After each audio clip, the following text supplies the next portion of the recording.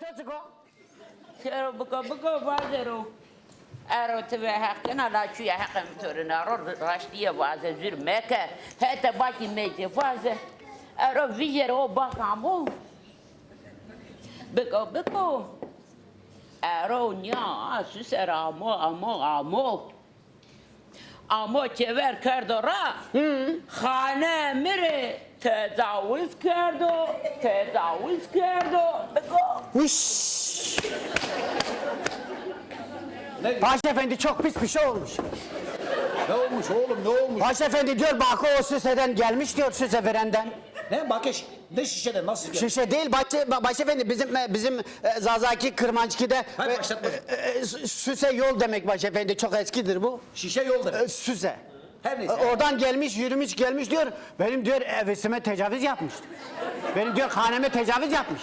Gelmiş bunun ebesine tecavüz etmiş. Paşa Efendi.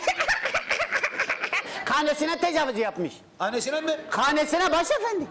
Bako bunun... Bako bunun hanesine tecavüz yapmış bunun Paşa Efendi. Hanesine oğlum, hanesine de o zaman. Evet onda yapmış. Vay alçak vay. Çok alçaktır Paşa Efendi. Hanesine tecavüz... Evet hanesinde tecavüz yapmış. Hanesinde tecavüz etmemiş, hanesine tecavüz... Evet hanesinde yapmış. Haneye tecavüz ha? Paşa Efendi.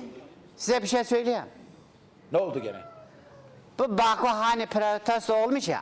Prostat geri zekalı. Acaba bu gitti böyle bunun duvarısında böyle şey yaptı. Bu da zannetti onda tecavüz ediyor.